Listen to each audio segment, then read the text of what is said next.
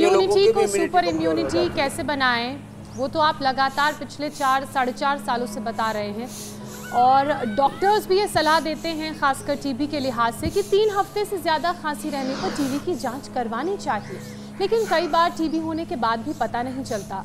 Health expert इसे latent TB कहते हैं, मतलब ये कि शरीर में टीबी के बैक्टीरियाज की एंट्री तो हो जाती है लेकिन वो शरीर के अंदर इनएक्टिव रहता है और इम्यूनिटी जैसे ही कमज़ोर होती है और वो हमला करना शुरू कर देता है और कई बार ये बहुत जानलेवा भी साबित हो जाता है। और एक चीज़ और, आजकल जो नॉर्मल वायरल कफ फीवर हो रहा है वो भी कई हफ्तों तक खिंच रहा है, तो इन दोनों को आइडेंटिफाई कैसे किया जाए? हाँ, ये एकदम ठीक कहा आपने। एक तो जो ओबेसिटी वाला पैकेज तो हम रोजे ही करवा देते हैं, अर्धहलासन, पादवृत्तासन, द्विचक्रिकासन। लंबे समय तक सर्दी जुकाम, खांसी, कफ, कोल्ड, ये सब लोगों को परेशान कर रहा है। एक बार सर्दी जुकाम हुई तो मिट ही नहीं रहा। लोगों का 3, 5, 7 दिन में ख़त्म हो जाना चाहिए, लेकिन 15-15 दिन, 1-1 महीना खींच रही है खांसी। एक तो इम्यूनिटी कमज़ोर है, दूसरे सर्दी जुकाम, कफ, कोल्ड वाले जो वायरस हैं उनकी इम्यूनिटी तो हो गई अच्छी और आदमी की इम्यूनिटी हो गई कमज़ोर। तो इसके लिए एक तो मुलट्ठी का काढ़ा पिए या स्वासारी का काढ़ा पिए, दूध में हल्दी, शिलाजीत, च्यवनप्राश ने, स्वर्ण शिलाजीत ने, इम्यूनोग्रिट गोल्ड, करक्यूमिन गोल्ड, ये मैंने कई बार बताया है, सुबह खाली पेट ले लिया करें, इतनी ज़बरदस्त इम्यूनिटी हो जाएगी। और ये अभ्यास 1-1 पैर से या दोनों पैरों से, ये ऐसे, ये ऐसे, और देखो ऐसे दोनों पैरों से ऐसे कर लिया, ये और ऐसे। फिर पाचन तंत्र ठीक रहेगा तो हमारा प्रतिरक्षा तंत्र बोलते हैं हिंदी के अंदर, संस्कृत के अंदर, आयुर्वेद में इम्यूनिटी को।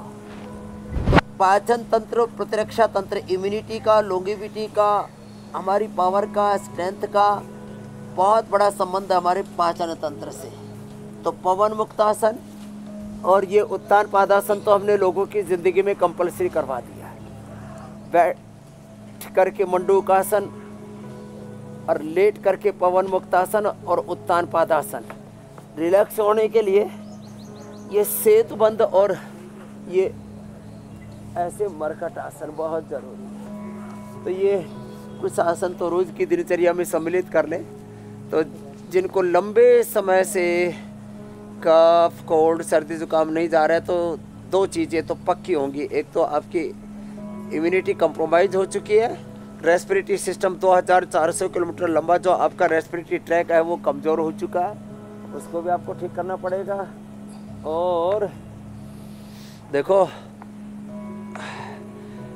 फिर टीबी है ना, तो टीबी की, अब देखो एलोपैथी की दवाओं का मैं निषेध तो नहीं करता, सभी सिंथेटिक दवाओं के बारे में मेरा ये निष्कर्ष है, पिछले 50 वर्षों का अनुभव है कि सिंथेटिक दवाओं के बिना हम नेचुरल मेडिसिन से अपने आप को उभार सकते हैं। टीबी के बारे में मैंने 2 तरह के प्रयोग किए हैं। कुछ लोगों को टीबी की दवाई भी खिलवाई, कई बार तो लोग 6-6 महीने का, 9-9 महीने का कोर्स भी कर लेते टीबी का और फिर भी टीबी जा नहीं रही। तो ऐसे जिन लोगों ने टीबी की दवाई की और फिर भी टीबी ख़त्म नहीं हुई, तो उनके लिए भी मैं बता रहा हूँ कि स्वासारी ब्रोनकॉम साथ में ले ले और इम्यूनोग्रिट। और कुछ तो मेरे पास ऐसे उदाहरण हैं, दूध में हल्दी, शिलाजीत, च्यवनप्राश का सेवन किया, प्राणायाम किया और कोई एलोपैथी की दवाई नहीं ली टीबी की, तब भी लोग ठीक हुए हैं। तो ये भी एक अभियान है, जैसे सरकार ने अभियान शुरू किया है कि भाई टीबी के दवाई लोगों को देना, वक्त से टीबी के लोगों की जांच कराना, फिर उसकी दवाई देना और एक टीबी मुक्त भारत बिल्कुल स्वामी जी, सरकार के साथ साथ हर व्यक्ति का अपना एक अनुष्ठान की तरह ये प्रयास होना चाहिए कि इस बीमारी को भारत से खत्म करना है, अपने परिवारों से खत्म करना है।